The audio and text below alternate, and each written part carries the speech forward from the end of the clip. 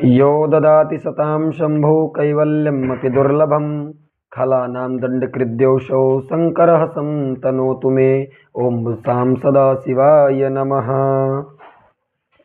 तो कल हम लोग लह कर्मणि च भावे चा कर्म केभ्यः इस सूत्र पर विचार कर रहे थे, और इस सूत्र में हम लोगों ने ये जाना था कि जो लकार होते हैं, ये लट लिट इत्यादि जो लकार हम लोगों ने पढ़े, ये सकर्मक धातुओं से कर्ता और कर्मार्थ में होते हैं और अकर्मक धातुओं से भाव और कर्तार्थ में होते हैं। ठीक है।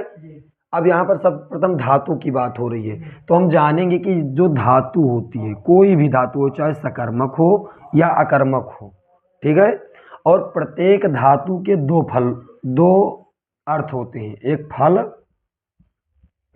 और एक व्यापार। प्रत्येक धातुओं के दो अर्थ होते हैं, एक फल और व्यापार। ठीक है। ये धातुओं में दो अर्थ रहते ही रहते हैं। ठीक है, समझे कि नहीं। अब देखो, तब इसमें यही जानना है कि सकर्मक और अकर्मक में भेद क्या है। तो जैसे अब उदाहरण लेते हुए तब फिर उसके परिभाषा को लगाएंगे। ये कहे देवदत्ता ओदनम और पचति। ठीक है। अब इसमें देखो, ये है क्रिया। अब फल किसे कहते हैं, तो किसी उद्देश्य की सिद्धि के लिए, ठीक है, किसी भी हमारा जो उद्देश्य है, उस उद्देश्य की सिद्धि के लिए जो जो क्रियाएं की जाए, ठीक है, तो उस क्रिया से जो उत्पन्न होता है वही कहलाता है फल। उस क्रिया का जो परिणाम उत्पन्न होता है उसी को कहते हैं फल। ठीक है। तो देवदत्ता, यह है कर्ता। देवदत्त क्या है, कर्ता है। ठीक है। करोतीति कर्ता, जो करता है, जो करने वाला, क्रिया को करने वाला, उसी को कहते हैं कर्ता। और क्रिया क्या हो रही है, पचति। क्या हो रही है, पचति। ये है क्रिया। क्या है, क्रिया।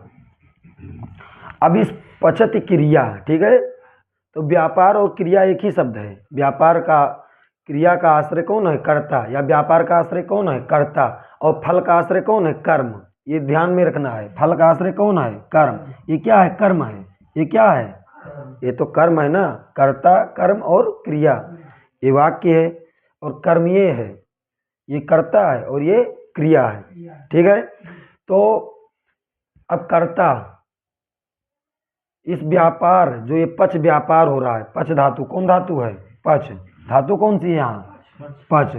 और ये पच धातु रूपी जो व्यापार कर रहा है, वो व्यापार कौन कर रहा है, कर्ता। कौन कर रहा है, पच क्रिया का व्यापार कौन कर रहा है, कर्ता।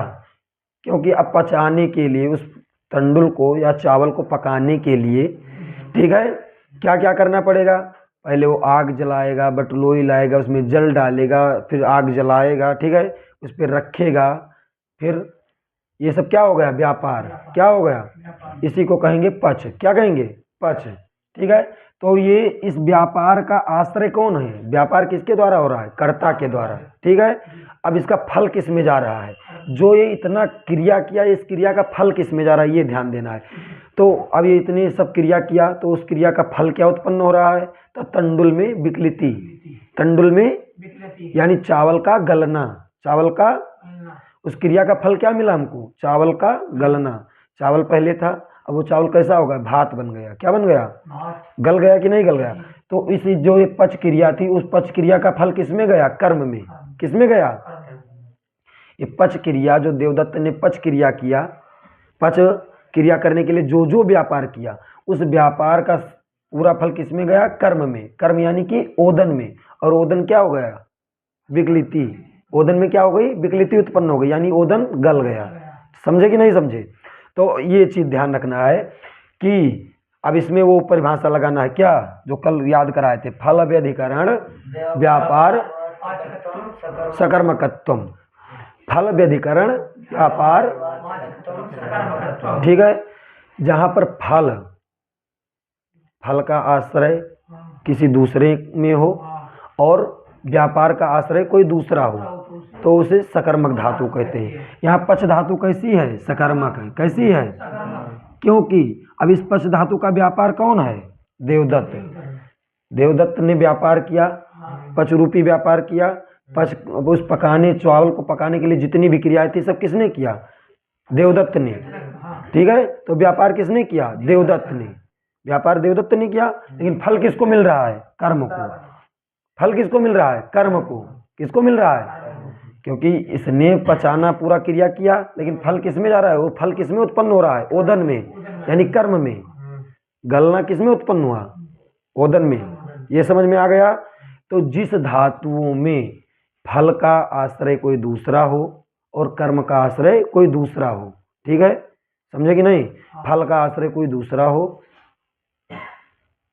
और व्यापार का आश्रय कोई दूसरा हो। यहाँ पर व्यापार का आश्रय कौन है? देवदत्त। फल का आश्रय कर्म, यानी ओदन। फल का आश्रय कौन है? ओदन। फल किस में रह रहा है? ओदन में। व्यापार किस में रह रहा है? देवदत्त में। व्यापार यहाँ पर किस में है? देवदत्त में। देवदत्त के द्वारा व्यापार हो रहा है, और फल किस में रह रहा है? ओदन में। फल किस में उत्पन्न हो रहा है? तो ये समझ गए? तो ये परिभाषा लगा लीजिए, फल व्यधिकरण व्यापार वाचिकत्वम सकर्मकत्वम। जहाँ पर फल और व्यापार इन दोनों के आश्रय अलग अलग हों, उसे क्या कहते हैं? सकर्मक कहते हैं। उस धातु को सकर्मक धातु कहते हैं। ठीक है, ये समझ गए? ऐसे कह दे देवदत्तः गच्छति। क्या कह दिए? देवदत्तः गच्छति। अब यहाँ गम धातु है। क्या है? गम धातु है। अब इस गम धातु का अर्थ क्या है? फल क्या है? उत्तर देश संयोग। उत्तर देश संयोग मतलब हम इस देश में हैं और इस देश से हमको दूसरे देश में जाना है, तभी तो हम गमन क्रिया करेंगे। गमन क्रिया करेंगे कि नहीं? ठीक। और तब ये अभी गमन क्रिया कौन करेगा? देवदत्त। यानी व्यापार कौन कर रहा है? पाद विक्षेप कौन कर रहा है? अब उत्तर देश संयोग के लिए पाद विक्षेप कौन कर रहा है? देवदत्त। और फल कहाँ उत्पन्न होगा? उत्तर देश में। कहाँ उत्पन्न होगा? वहां पे पहुंच गए, यही फल है कि नहीं? तो ये सकर्मक धातु हो गई। सकर्मक धातु इसने समझ गए? ये ध्यान देना है कि जहां कहीं पर भी फल का आश्रय किसी दूसरे में रह रहा हो और व्यापार किसी दूसरे में रह रहा हो, तो क्या होता है? सकर्मक धातुएं होती हैं। ठीक है, ये समझ गए? जी। फल की सिद्धि के लिए जो क्रियाएं या चेष्टा की जाती है उसे व्यापार कहते हैं। व्यापार कहते हैं। तो ये चावल को पकाने के लिए देवदत्त द्वारा जो भी व्यापार पच के द्वारा किया गया, पच तो व्यापार का अर्थ है, ठीक है? तो जो व्यापार किया गया वो सब माने जो क्रियाएं की गई वो सब क्या है? व्यापार। क्या? व्यापार। ठीक है। यथा जैसे पचन में आग जलाने से लेकर बर्तन को चूल्हे से नीचे उतारने तक जितना भी क्रिया किया गया वो सब क्या है? व्यापार। क्या है? और इस व्यापार का आश्रय कौन है? देवदत्त। कौन है? देवदत्त है। और लेकिन अब यहाँ पर फल किस में जा रहा है? तो पच में, यानी ओदन में। किस में जा रहा है? ओदन, यानी कर्म में। समझ गए? तो यहाँ व्यापार, इस व्यापार का आश्रय ये है, लेकिन फल किस में जा रहा है? कर्म में। फल का आश्रय कौन है? कर्म। समझ गए? ये चीज क्लियर हो गई? यही यहाँ लिखा है, यथा पचन क्रिया तंडुल आदियों की विकृति उद्देश्य के लिए की जाती है। पचन क्रिया क्यों की जाती है? ये पचन रूपी जो व्यापार हो रहा है किस लिए की गई? चावल की विकृति के लिए। किस लिए? और चावल की विकृति ही हमारा क्या हो गया? फल हो गया। ये समझ गए? अब इसी तरह अब अकर्मक किसे कहते हैं? तो कह दे देवदत्ता सेते। क्या कह दिए? देवदत्ता सेते। अब देवदत्त करता है, सेते क्रिया है। क्रिया यानी व्यापार। क्या है? व्यापार है। व्यापार में अब उस व्यापार में लेटना, विश्राम करना, सोना, ये जितनी भी क्रियाएं हो रही हैं सब क्या है? व्यापार है। क्या है? व्यापार। उस व्यापार का आश्रय कौन है? देवदत्त। कौन है? व्यापार का आश्रय कौन है? देवदत्त ही तो ये सब व्यापार कर रहा है। लेटेगा, विश्राम करेगा, सोएगा, तो ये सब फल किस में जा रहा है? अरे ये सब क्रिया कौन कर रहा है? देवदत्त। और इस सोना जो ये सिंह धातु है, सिंह सैन्य धातु, कौन धातु है? तो इस धातु का जो ये सैन्य क्रिया कर रहा है, इस क्रिया का संपूर्ण फल किसमें जा रहा है? फल इसमें किसमें जा रहा है? देवदत्त में। सो रहा है तो सोने का फल उसी को तो मिल रहा है कि नहीं? और यहाँ पर क्या था? ये क्रिया तो ये कर रहा था देवदत्त, लेकिन फल किसमें जा रहा था? कर्म में। किसमें जा रहा था? और यहाँ पर देवदत्त ही सो रहा है और देवदत्त को ही फल मिल रहा है। मिल रहा है कि नहीं मिल रहा है? तो अब इसमें लगा लीजिए फल समानाधिकरण व्यापारवाचिकत्वम अकर्मकत्वम, यानी फल समानाधिकरण व्यापार, यानी फल और व्यापार का अधिकरण कहाँ हो, समान हो। अधिकरण मतलब जिसमें रहता है उसी को तो अधिकरण कहते हैं। अधिकरण यानी में पेपर, तो यानी कि फल और व्यापार एक ही में रहता हो तो उसे क्या कहेंगे, अकर्मक। यहाँ फल और व्यापार देवदत्त में ही है, व्यापार भी यही कर रहा है और फल भी इसी में जा रहा है, ठीक है। तो फल समानाधिकरण व्यापार, फल और व्यापार जहाँ पर समान अधिकरण में हो उसे कहते हैं अकर्मक धातु, ठीक है। तो ये सिंह धातु कैसी हो गई, अकर्मक, समझे। और जहाँ पर फल व्यधिकरण व्यापार वाचिकत्व, जहाँ फल और व्यापार दोनों अलग अलग रह रहे हो, यहाँ पर व्यापार देव कर्ता में रह रहा है और फल कर्म में रह रहा है कि नहीं, तो ये हो गई कैसी धातु, सकर्मक धातु। ये समझ गए, ये इतना विषय क्लियर हुआ, समझे। कोई दिक्कत हो तो बताओ, ठीक है। तो प्रत्येक धातु के कितने अर्थ होते हैं, दो। कितने अर्थ होते हैं, इतना बात हो गया।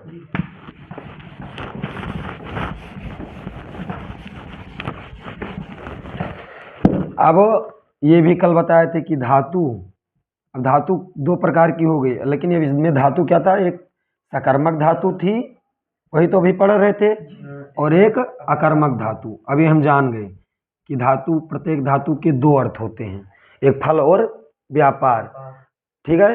तो जिसमें फल और व्यापार एक ही में रहे उसे अकर्मक धातु कहते हैं, और जहाँ फल और व्यापार अलग अलग आश्रय हो वहाँ उसे सकर्मक धातु कहते हैं, ठीक है। तो सकर्मक अकर्मक में दोनों में अंतर क्या है, इन दोनों को बदलने से क्या क्या परिवर्तन होते हैं, तो ये जानेंगे। तो कल हम ये सूत्र पढ़े थे क्या, ला कर्मणि चा भावे चा कर्म केभ्या। तो हम ये जाने थे कि लकाराः सकर्म केभ्या धातुभ्या कर्मणि कर्तरि चा स्युः, जाने थे कि नहीं, कि लकार जो होते हैं वो सकर्मक धातु से कर्म और कर्तार्थ में होते, सकर्मक से किसमें होते हैं, कर्म, कर्ता और कर्म। इसी को कर्ता को कहते हैं कर्तृवाच्य, क्या कहते हैं, और इसको कहते हैं कर्मवाच्य। और ये भी पढ़े थे कि भावे कर्तरि च अकर्म केभ्या धातुभ्या लकारा भवति, लकारा भवंती, क्योंकि लकारा बहुवचन है तो भवंती बहुवचन, यानी कि अकर्मक धातुओं से किस अर्थ में होते हैं, भाव और कर्म में। कर्तरि, भावे कर्तरि, कर्ता लिखना है, कर्ता, ठीक है। तो ये हो गया भाववाच्य, क्या कहेंगे, जो भाव के द्वारा वाचित हो उसे भाववाच्य कहेंगे, और कर्ता के द्वारा वाचित हो कर्तृवाच्य कहेंगे, ठीक है। तो ये विषय कल हम पढ़ लिए थे, इतना हम जान गए थे, ठीक है, कि धातु दो प्रकार की होगी, सकर्मक और अकर्मक। सकर्मक धातु कर्ता और कर्म में होती है, कर्ता और कर्म अर्थ में। सकर्मक धातु से लकार किस अर्थ में होते हैं, कर्ता और कर्म अर्थ में। अकर्मक धातुओं से लकार किस अर्थ में होते हैं, भाव और कर्तार्थ में, ठीक है। अब ये देखिए, समझना हमको यहाँ पर ये है कि जब धातु किस अर्थ में होगा, कर्तार्थ में, पहले सकर्मक धातु है, ठीक है। जैसे एक उदाहरण लेते हैं, पुरुषः वृक्षम छिंदति, ठीक है। छिंदति में यहाँ पे छिंद धातु है, छेद छेदनी कौन धातु है, ठीक है, पहले तो उपदेश में रहेगी, छेद धातु है। पुरुषा है, पुरुषा को मतलब पुरुषो लिख दो, इतना तो पता होगा, हसीचा लगा है उत्त हो गया, ठीक है। पुरुषा है वो पुरुषो हो गया संधि के कारण, ठीक है। पुरुषा लिखेंगे तो अशुद्ध भी हो सकता है, ठीक है, तो पुरुषो लिखेंगे, समझना है। यहाँ पर पुरुषा लिखा है, संधि के कारण उत्त है, तो लिखा है पुरुषः, यानी पुरुषो वृक्षम छिंदति, क्या लिखा है, पुरुषो वृक्षम। अब यहाँ पर करें कर्तृवाच्य, यहाँ पर ये धातु किस अर्थ में हुई, कर्तार्थ में। किस अर्थ में हुई है, जब धातु कर्तार्थ में होती है तो उसको कर्म से कोई मतलब नहीं होता है, उसको कर्म से उसका कोई संबंध नहीं हो। कर्म में चाहे एक वचन हो, दो ही वचन हो, बहुवचन हो, कर्म से उसको कोई मतलब नहीं। जैसे लिखा है पुरुषो वृक्षम छिंदति, वैसे लिख दो पुरुषो वृक्षान, क्या कर दो, वृक्षान छिंदति, समझे कि नहीं? यहाँ पर जो क्रिया होगी किसके अनुसार होगी? कर्ता के अनुसार। किसके अनुसार होगी? जिस वचन में, जिस पुरुष में क्रिया रहेगी उसी वचन में कौन रहेगा? अरे जिस वचन में कर्ता रहेगा उसी वचन में क्रिया रहेगी। उसमें कर्म से कोई मतलब नहीं है। कर्म चाहे एक वचन हो, द्विवचन हो, बहुवचन हो। ठीक है, समझे कि नहीं? चाहे वृक्षम छिंदति, चाहे वृक्षो छिंदति, चाहे वृक्षान छिंदति। ठीक है, यहाँ पर जब परिवर्तन होगा वहां पर तुरंत परिवर्तन हो जाएगा। समझे कि नहीं?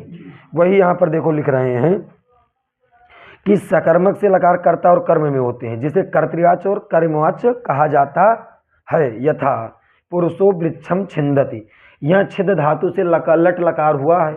कौन लकार है? लट लकार। और किस अर्थ में हुआ है? कर्ता अर्थ में। किस अर्थ में हुआ है? ठीक है, कर्ता अर्थ में हुआ है। अब यहाँ से करें, अतः इसका संबंध कर्ता से ही है, इसलिए तो कर्ता के द्विवचनांत बहुवचनांत होने पर क्रिया भी बहुवचनांत या द्विवचनांत हो जाती है। लट लकार हुआ है, कर्ता अर्थ में हुआ है। ठीक है, इसका संबंध किससे है? कर्ता से है। कर्ता अर्थ में हुआ तो किससे संबंध होगा? कर्ता से। अगर कर्म अर्थ में होगा तो किससे संबंध होगा? कर्म से। तो क्रिया किसके अनुसार होगी? कर्म के अनुसार, है कि नहीं? लट लकार इसमें है छिंद धातु में। छिंदति बना कि नहीं बना? बना। तो लट लकार हुआ, बात स्पष्ट है। तो जब कर्ता अर्थ में लकार होता है तो उसका संबंध किससे होता है? कर्ता से। किससे होता है? और जब कर्म अर्थ में लकार होता है तो उसका संबंध कर्म से होता। समझ गए बात? अब यहाँ पर जब ये बहुवचनांत होगा या द्विवचनांत होगा तो क्रिया भी बहुवचनांत या द्विवचनांत हो जाएगी, क्योंकि इसका संबंध किससे है? कर्ता से। लकार किस अर्थ में हुआ है? कर्ता अर्थ में। किस अर्थ में हुआ है? ठीक है, ये सकर्मक को हम पढ़ रहे हैं। सकर्मक में क्या पढ़ रहे हैं? कर्तृवाच्य। क्या पढ़ रहे हैं? ठीक है, अब यहाँ पर ऐसे कर दिए पुरुषो, क्या कर दिए? द्विवचन कर दिए। क्या कर दिए? अब इस रूप को हम यहाँ पे हटा दे रहे हैं। पुरुषो कितना वचन हो गया? द्विवचन। पुरुषो कर दिए, पुरुषा था, क्या हो गया? पुरुषो। जैसे रामा रामो। क्या कर दिए? वृक्षम। अब यहाँ पर क्या हो जाएगी? छिंद, छिंदति, छिंदता, छिंदता बनेगा। छिंदता बनेगा। ठीक है, तो यहाँ पर द्विवचन हुआ तो यहाँ पर भी द्विवचन हो गया, क्योंकि इसका अर्थ किसमें, इसका संबंध किससे है? कर्ता से। यहाँ लकार किस अर्थ में हुआ है? कर्ता अर्थ में। तो जब कर्ता द्विवचन हुआ तो क्रिया भी क्या वचन हो गई? द्विवचन। उसी प्रकार क्या कर दिए? पुरुषाह। क्या कर दिए? पुरुषाह बहुवचन कर दिए। फिर कर दिए वृक्षम। अब क्या हो जाएगा? छिंदंती। क्या बन जाएगा? छिंदंती। क्या बन गया? ये बात यहाँ पर क्लियर हुई कि जब लकार कर्ता अर्थ में होगा धातुओं से, किस अर्थ में होगा? यहाँ पर लकार छिद धातु है, छिद धातु से लकार किस अर्थ में हुआ है? कर्ता अर्थ में। लट लकार है, कर्ता अर्थ में हुआ है। ठीक है, कर्ता अर्थ में जब होगा तो यानी कि किससे संबंध होगा? सीधा कर्ता से। किससे संबंध होगा? कर्ता अगर एक वचन है तो यहाँ पर क्रिया कितनी वचन होगी? एक वचन। कर्ता अगर द्विवचन है तो क्रिया कितनी वचन होगी? द्विवचन। अगर कर्ता बहुवचन है तो क्रिया कितनी वचन होगी? बहुवचन।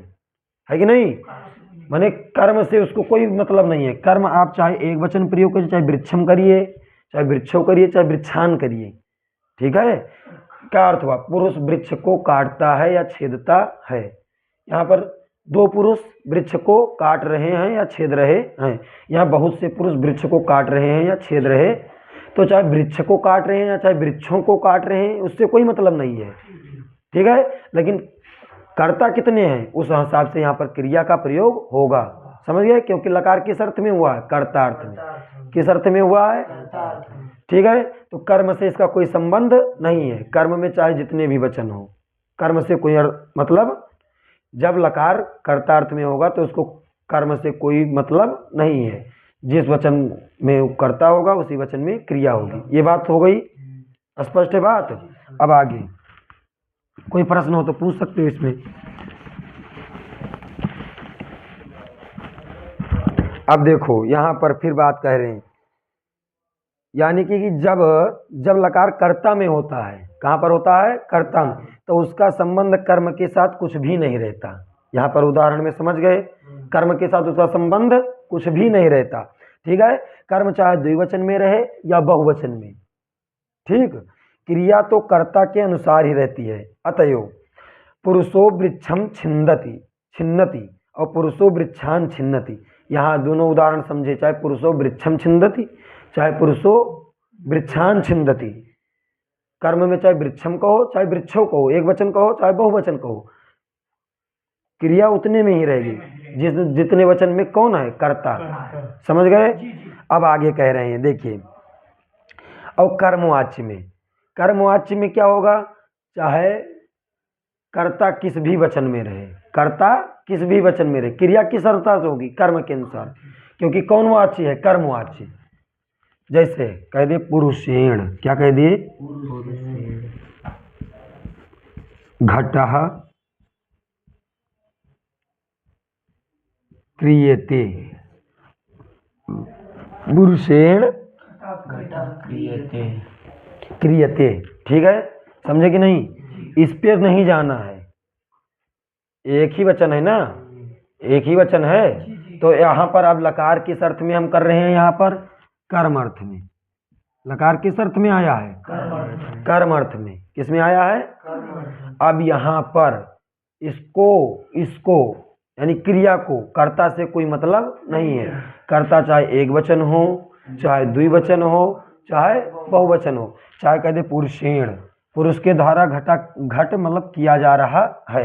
क्या अर्थ होगा, पुरुष के द्वारा घट किया जा रहा। अब यहाँ चाहिए कह दो पुरुषाभ्याम, क्या कह दो, पुरुषाभ्याम घटः, अब क्रियते नहीं रहेगा, क्या हो जाएगा, अब पुरुषाभ्याम। अगर अब यहाँ पर क्या, चाहे इसमें कोई भी वचन नहीं, इसमें कोई परिवर्तन नहीं होगा। ठीक है, चाहे घटः क्रियते वही रहेगा। यहाँ पर द्विवचन हो गया, लेकिन यहाँ पर क्या है, वही है, एक ही वचन है, क्योंकि घटा लिखा है। क्या लिखा है, घटा। चाहे लिख दो पुरुषई ही, क्या लिख दो, पुरुषई ही घटः क्रियते। क्योंकि समझना यहाँ पर क्या है कि लकार किस अर्थ में हुआ है, कर्म अर्थ में। किस अर्थ में हुआ है, कर्म अर्थ में। तो कर्म जिस वचन में रहेगा उसी वचन में क्रिया रहेगी। यहाँ पर आप कर्ता को चाहे जितना बदलते रहिए, चाहे पुरुषेण कहिए एक पुरुष के द्वारा, चाहे द्विपुरुष के द्वारा, चाहे बहुत से पुरुषों के द्वारा, कर्म के अनुसार यहाँ पर क्रिया परिवर्तित होती। ये होता है कर्मवाची। जब कर्म अर्थ में लकार होता है तो कर्म के अनुसार क्रिया होती है, समझ गया कि नहीं। और जब कर्ता अर्थ में लकार होता है तो कर्ता के अनुसार क्रिया होती। ये समझ गए, इतनी बात समझे। आगे देखिए, अब यहाँ लिखा है क्रियते में कौन सा लकार है, लट लकार। और किस अर्थ में हुआ है, कर्म। किस अर्थ में लकार हुआ है, कर्म में हुआ है। अतः इसके कर्म के साथ संबंध है, इसीलिए तो कर्म अगर द्विवचनांत होगा तो क्रिया भी द्विवचनांत होगी। उसका उदाहरण भी दे रहे हैं। ठीक है, अब यहाँ पर कह रहे हैं कि पुरुषेण क्या कर देंगे, घटो, क्या कह दिए, क्या कर दिए, घट था, घट से द्विवचन कर दिए, क्या कर दिए, घटो, क्या कर दिए। तब घटों में क्या हो जाएगा, क्रियते, क्या हो जाएगा, क्रियते। द्विवचन हुआ तो ये भी द्विवचन हो जाएगा, होगा कि नहीं। कर्म में कितना वचन हो गया, द्विवचन। तो क्रिया में कितनी वचन हो गए, द्विवचन हो गया। अब उसके बाद ऐसे चाहे कर दो यहाँ पर, अब पुरुषेण चाहे कर पुरुषेण घटो क्रियते, और ऐसे उसी प्रकार लिख दो पुरुषेण। और अगर कर दिए घटा, क्या कर दिए, तब क्रिया कितने वचन में हो जाएगी, कितने वचन में हो जाएगी, बहुवचन में। तब क्या हो जाएगा, क्रियंते, क्या हो जाएगा, क्रियंते, क्या हो गया, हुआ। यहाँ पर देखो एक वचन है, ये द्विवचन है, ये बहुवचन है, ये कर्ता है, क्या है, कर्ता से हमको कोई मतलब नहीं है। कर्ता चाहे एक वचन में हो, द्विवचन में हो, बहुवचन, क्रिया का इससे कोई संबंध नहीं है। क्योंकि यहाँ क्रिया में कौन सा अर्थ है, कर्म अर्थ उठता है। कौन उठता है, कर्म, कर्म कहा जा रहा है ना। कर्म में जब लकार हो रहा है तो कर्म के अनुसार ही क्रिया होगी। अगर घटो घटा था तो घटा में कह दिए क्रियते। जब कहेंगे घटा, घटा एक वचन है तो कहेंगे क्रियते, क्या कहेंगे, क्रियते। अगर कह दिए घटाह, क्या कह दिए, बहुवचन कर दिए, पुरुषेण घटा क्रियन्ते, द्विवचन करेंगे तो कहेंगे घटौ क्रियते। अभी वहीं पर जो लिखे थे, ये तीनों उदाहरण हो गए। यहाँ पर एक वचन है तो क्रिया में एक वचन है, यहाँ पर द्विवचन है, घटौ क्रियते, पुरुषेण घटौ क्रियते और पुरुषेण घटाह क्रियन्ते। ये समझ गए, क्योंकि यहाँ लकार किस अर्थ में हुआ है, कर्म अर्थ में। किस अर्थ में हुआ, तो लकार जब कर्म अर्थ में होगा तो उसका सारा संबंध किससे होगा, कर्म से। कर्म अगर एक वचन में है तो क्रिया एक वचन में रहेगी, कर्म अगर द्विवचन में है तो क्रिया दो वचन में रहेगी, और क्रिया अगर कर्म अगर तीन बहुवचन में है, कर्म क्रिया भी बहुवचन। यथा घटा क्रियते, घटा एक वचन है, क्रियते एक वचन है, घटौ द्विवचन है, क्रियते द्विवचन है, घटा बहुवचन है, क्रियन्ते बहुवचन है। बदल गई इसके अनुसार। यहाँ पर इससे कोई मतलब नहीं है, चाहे यहाँ पर आप पुरुषेण लिखे हैं, पुरुषाभ्याम लिख दीजिए, पुरुषई लिख दीजिए, ठीक है। यहाँ पर कोई परिवर्तन इसमें इसके अनुसार क्रिया में नहीं होना है। क्रिया में परिवर्तन किसके अनुसार होगा, कर्म के अनुसार, क्योंकि यहाँ लकार किस अर्थ में हुआ है, कर्म अर्थ में। ये बात स्पष्ट हो गई। अब आगे देखिए क्या लिखा है। जब लकार कर्म में होता है तब उसका कर्ता के साथ कुछ भी संबंध नहीं रहता है। कर्ता चाहे द्विवचन हो, कर्ता चाहे बहुवचन हो, ठीक है, उसका कर्ता के साथ कुछ भी संबंध नहीं होता, क्रिया कर्म के अनुसार ही होती है, ठीक। यथा, अतएव कह रहे पुरुषाभ्याम घटा क्रियते, पुरुषई घटा क्रियते। उदाहरण दिए, चाहे पुरुषाभ्याम घटा क्रियते, चाहे पुरुषई घटा क्रियते, कर्ता में कोई वचन लगाइए, क्रिया नहीं बदलेगी। लेकिन अगर कह दे घटा बहुवचन किए तो क्रियन्ते हो गया, कह दे घटौ तो क्रियते हो गया। बदला कि नहीं, कर्म के अनुसार बदल गया। ये इतना ध्यान में रखना है, ठीक है। अब कह रहे हैं कि कर्म में क्या, अगर कर्म में प्रथमा विभक्ति है तो क्रिया में कौन विभक्ति होगी, प्रथमा विभक्ति, यानी कि प्रथम पुरुष एक वचन, ठीक है, समझ गए। हाँ, अवाकर्मकों में, अवाकर्मकों से भी लकार किस अर्थ में होता है, अकर्मक से भाव और कर्ता में होता है। किस में होता है, तो कर्ता में तो इसी प्रकार हो जाएगा, है कि नहीं। लेकिन अब यही है कि इसमें कर्म तो होता है, इसमें कर्म तो होता नहीं, इसीलिए उसको अकर्मक कहते हैं। उसका उदाहरण देखिए, इसको समझ गए। सकर्मक कितने अर्थों में होता है, सकर्मक धातुओं से लकार दो अर्थों में होता है। किसमें किसमें, अब यहाँ पर किसमें किसमें, भाव और कर्ता। अकर्मक धातु से लकार किस अर्थ में होता है, भाव और कर्ता में, ठीक है। अब देखो क्या उदाहरण दे रहे हैं, बालह सेते, क्या कहे, अकर्मक धातु का प्रयोग है। कौन सी धातु है, धातु कौन सी है, सिंह सैने। कौन धातु है, यहाँ पर कौन सी धातु है, सिंह सैने। और किस लकार में है, तो लट लकार में। किस लकार में है, लट लकार, कर्तार्थ में इसका प्रयोग किया गया है, सेते बना है, ठीक है।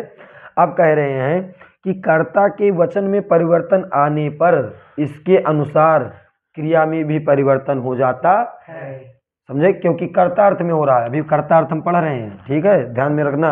यहाँ सिंह धातु से लट लकार में कर्तार्थ है, कर्तार्थ में हुआ है लट लकार, तो बना है सेते। बालह माने बालक सोता, क्या कहे, बालक सोता। इसमें कर्म तो है नहीं, क्योंकि कैसी धातु है, अकर्मक धातु। कैसी धातु है, आप कह रहे हैं, कह दिए बालौ, क्या कह दिए, कितने बालक का प्रयोग हो गया, दो, तो क्या कहेंगे, सयाते। क्या कहेंगे, इसमें भी द्विवचन हो गया, क्रिया में कितना वचन हो गया। और इसी प्रकार कह दिए बालाह, क्या कर दिए, बालाह, तब क्या बन जाएगा, शेरते। क्या बन गया, शेरते। क्या बना, ये लट लकार में जब सिंह धातु का रूप चलाएंगे तो क्या बनेगा, सेते सयाते शेरते, शेरते। क्या बनेगा, शेरते। क्या बनेगा, ये एक वचन है, ये द्विवचन है, और ये बहुवचन है, समझे कि नहीं। तो इसमें कर्म वर्म वाला कोई झाम है नहीं, ठीक है। यहाँ पर भी अगर कर्ता अर्थ में होता है तो यहाँ पर भी कोई कर्म में झाम नहीं रहता है। कर्म चाहे कुछ भी रहे, किसी भी वचन में रहे, कर्म से उसको नहीं लेना नहीं है, क्रिया से लेना है। तो ये दोनों सेम पोजीशन है, कर्ता अर्थ में चाहे यहाँ हो चाहे यहाँ हो, क्रिया किसके अनुसार होगी? कर्ता के अनुसार।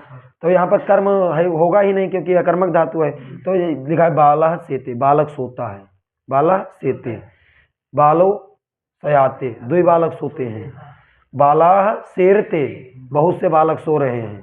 ठीक है, तो यहाँ जिस प्रकार कर्ता बदला, जितने वचन में कर्ता है, ठीक है, उसी प्रकार से यहाँ पर क्रिया का प्रयोग हो रहा है। बहुत से बालक हैं, बहुत से कर्ता हैं, तो क्रिया भी बहुवचन हो गई। दो कर्ता हैं तो क्रिया द्विवचन है। ठीक है, ये समझ गए? ये अकर्मक धातु का कौन सा है? कर्तृवाची। इसमें कर्म का कोई झाम है नहीं। कर्तार्थ में धातु होती है जिस प्रकार यहाँ हो रही थी, तो कर्तार्थ में होगी तो क्रिया का अर्थ सीधा किससे होता है? कर्ता से। कर्ता जिस वचन में रहेगा उसी वचन में क्रिया रहेगी। अब देखिए भाव में क्या कहे? भाव अर्थ में जब होता है तो क्या होता है? अब देखिए कह रहे हैं अकर्मक धातुओं से लकार भाव में भी होता है। किसमें होता है? भाव में। ये तो पढ़वे कि भावे कर्तरि चा स्युर अकर्म के भ्यो, स्यु अकर्म के भ्यो। आप कह रहे हैं कि भाव धातु के अर्थ को ही कहते हैं। धातु के अर्थ को क्या कहते हैं? भाव। धातु के अर्थ को ही भाव कहते हैं। और इसमें पुरुष और संख्या का अन्वय नहीं हुआ करता, चाहे पुरुष और संख्या यानी मध्यम पुरुष, उत्तम पुरुष, प्रथम पुरुष, ठीक है, पुरुष और संख्या, चाहे संख्या एक वचन हो, चाहे द्विवचन हो, चाहे बहुवचन हो, पुरुष और संख्या का कोई अन्वय नहीं होता है। माने उससे कोई पुरुष और संख्या का कोई मतलब नहीं होता है। ठीक है, जब भाव में होता है। अतएव वाच्य में सदा प्रथम पुरुष के एक वचन का ही प्रयोग होता है। भाव अर्थ में हमेशा क्या होता है? एक वचन का ही प्रयोग होता। उदाहरण दे रहे हैं, बालेन संयते। क्या लिखा है? बालेन संयते। क्या लिखा है? बालेन संयते। और दूसरा उदाहरण है बालाभ्याम। क्या कह रहे हैं? बालाभ्याम संयते। और फिर तीसरा उदाहरण क्या करेंगे? बालई। क्या करेंगे? संयते। ध्यान रखना है ये किस अर्थ में लकार हो रहा है? भाव अर्थ में। किस अर्थ में हो रहा है? अकर्मक धातु है, भाव अर्थ में हो रहा है। ठीक है, तो यहाँ पर क्रिया इसका, ये पुरुष है, प्रथम पुरुष, मध्यम पुरुष, उत्तम पुरुष में क्रिया होती है। और कर्ता क्या होता है? संख्या में होता है, एक वचन, द्विवचन, बहुवचन में।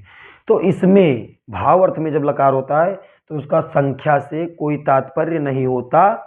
भाव अर्थ में हमेशा क्रिया एक वचन में ही प्रयोग होती। ये चीज ध्यान में रखना है। ठीक है, कर्ता चाहे जिस अर्थ में हो, माने चाहे जिस वचन में हो, चाहे एक वचन में हो, द्विवचन में हो, चाहे बहुवचन में हो, क्रिया हमेशा किस वचन में रहेगी? भाव। भाव यानी कि एक वचन में। किस में रहेगी? एक वचन में। यहाँ पे क्रिया नहीं बदलेगी। जब भाव अर्थ में लकार होगा तो क्रिया नहीं बदलेगी। कर्ता चाहे जिस वचन में रहे, क्रिया अपने एक ही वचन में रहती है। समझ गए? समझे कि नहीं समझे? तो बालेन संयते यानी बालक के द्वारा सोया जा रहा है। बालाभ्याम दो बालकों के द्वारा सोया जा रहा है।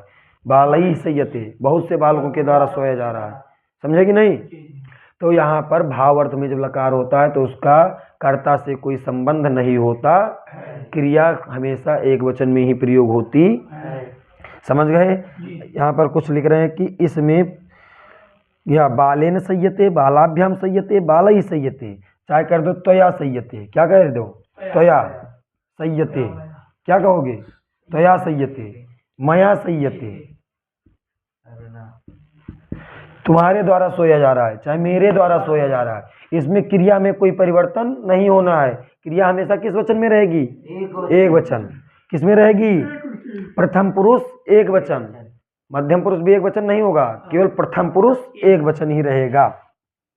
ठीक है, अब आगे देखिए, चाहे त्वया संयते, मया संयते, इवाभ्याम संयते, चाहे जो भी कर्ता लगे, इवाभ्याम संयते, मया संयते, अवाभ्याम संयते, सब में क्रिया क्या रहेगी? संयते यानी प्रथम पुरुष एक वचन। ये संयते क्यों बन रहा है? क्योंकि एक कर भाव में बन रहा है। जब आप भाव कर्म प्रक्रिया पढ़ेंगे तो वहाँ ऐसा प्रयोग बनाएगा, क्योंकि यहाँ पे लकार किस अर्थ में हो रहा है? भाव अर्थ में। तो उसका क्रिया यहाँ कर्ता से कोई संबंध नहीं है। कर्ता चाहे कोई भी रहे, वो क्रिया हमेशा प्रथम पुरुष एक वचन में ही होती। इतना बात क्लियर हो गया।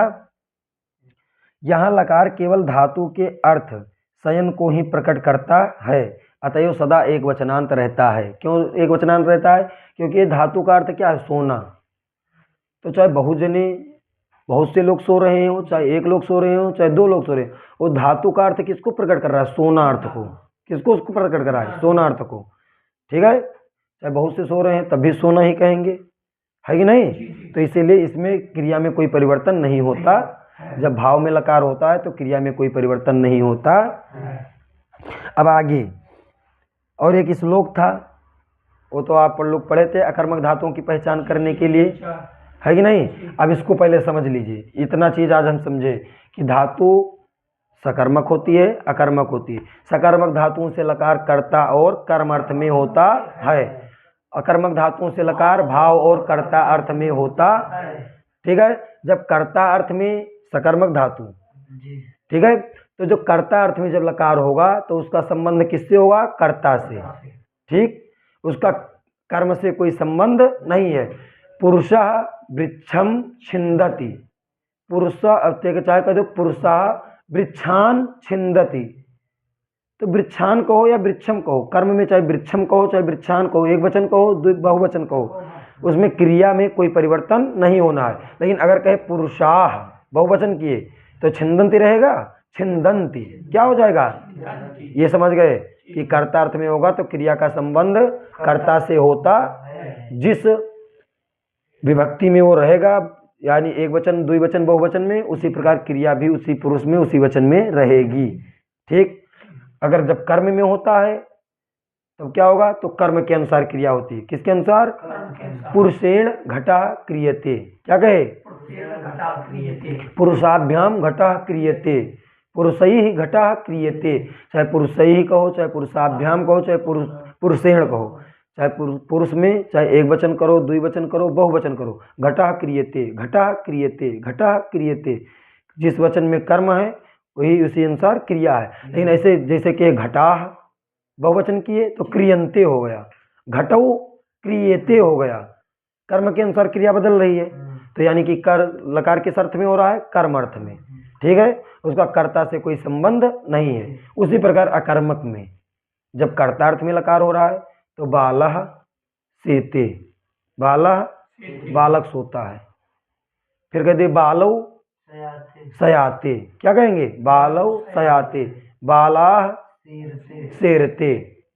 ठीक है, क्योंकि कर्तार्थ में हो रहा है तो बालः एक वचन है तो सेते है, बालौ द्विवचन है सयाते हो गया, बालई माने बाला बहुवचन है तो सेरते हो गया, कर्तार्थ में हो गया। अब जब भाव में होगा तो भाव में ये नियम याद रखना है कि भाव में हमेशा क्रिया प्रथम पुरुष एक वचन में ही रहेगी। कर्ता चाहे किसी भी वचन में हो, किसी भी विभक्ति का हो, कोई मतलब नहीं है। चाहे इवाभ्याम तो सय्याते, क्या कहेंगे? सय्यते, अवाभ्याम सय्यते, त्वया सय्यते, मया सय्यते, क्योंकि वो धातु का अर्थ केवल सोना अर्थ को प्रकट कर रहा है। कोई भी सो रहा हो वो तो अर्थ वही बता रहा है, सोना अर्थ को। तो इसीलिए जब भाव में लकार होता है तो उस केवल किस में रहता है? प्रथम पुरुष एक वचन में। ठीक, और एक सामान्य चीज कह रहे हैं कि जो सामान्य सकर्मक और अकर्मक समझना हो साधारण बुद्धि वालों के लिए ये ध्यान में रखना है कि अगर जिस क्रिया में को लगा हो, क्या लगा हो? को लगा हो, तो वो धातु कैसी होती है? सकर्मक होती है। और जहां पर को ना लगे उसे क्या कहेंगे? अकर्मक। को लग सके, जैसे उदाहरण के लिए क्या कह रहे हैं? वह ग्रंथ को देखता है, क्या कह दिए? वह ग्रंथ को, सह ग्रंथम पश्यति, क्या कहे? सह ग्रंथम पश्यति। अगर कह दे वह सोता है तो इसमें को लग पाएगा? को लग पाएगा, यानी क्या है? अकर्मक है। कह दे वो खाता है, किसको खाता है? वह भोजन को खाता है। वो जाता है, वो विद्यालय को जाता। तो जहां पर को अन्वित हो जाए, को पद जहां पर लग जाए, सामान्य बुद्धि के लिए नियम है। अगर जो ज्यादा ना समझ पाए तो उसको इतना समझना है कि जहां पर को लग जाए वो सकर्मक होता है, को ना लग पाए तो अकर्मक होता है। समझ गए? जैसे वो देखता है तो किसको देखता है? कुल आया कि नहीं? तो कह दो ग्रंथ को देखता है, चलचित्र को देखता है, पुस्तक देखता है, ठीक है। लेकिन कह दे वह सोता है, तो इसमें को लग पाएगा? नहीं लग पाएगा, ठीक है। ये बात हो गई। और एक श्लोक है, वो तो याद होगा सबको। क्या है? वृद्धि क्षय भय जीवित मरणम शयन क्रीडा रुचिर्दीप्त्यर्थम धातुगणम तमकर्मकम माहु। ठीक है, याद कर लेना लिख के। लज्जा, सत्ता, स्थिति, जागरण, फिर वृद्धि, क्षय, भय, जीवित, मरणम, शयन, क्रीड़ा, रुचिर्दीप्त्यर्थम, धातुगणम तम अकर्मकम आहु। तम अकर्मकम आहु यानी कि लज्जा अर्थ में, सत्ता अर्थ में, लज्जा सत्ता, स्थिति अर्थ में, जागरण अर्थ में, वृद्धि अर्थ में, इन सभी अर्थों में, ये जो लज्जा आदि जितने भी अर्थ कहेंगे, इन सभी अर्थों में अगर धातु हो तो धातुगणम, उन धातुगणों को तम अकर्मकम आहु, तम मतलब उनको अकर्मकम आहु, अकर्मक कहना चाहिए। समझ गए? ये जितना अर्थ इसमें दिया गया है इस श्लोक में, याद कर लेना। इन अर्थों में अगर धातु है तो उसको अकर्मक ही कहा जाएगा। क्या कहा जाएगा? चाहे लज्जा में हो, लज्जा अर्थ में, सत्ता अर्थ में, वृद्धि अर्थ में, क्षय, भय, जीवित, मरण, शयन, क्रीड़ा, रुचि, दीप्ति अर्थम, और धातुगणम तम अकर्मकम आहु। इन धातुओं को जो इन अर्थों में आते हैं उसे अकर्मक कहते हैं। ये इतना विषय हो गया, समझ में आया है? आगे बढ़ा जाए। कितना समय हो गया?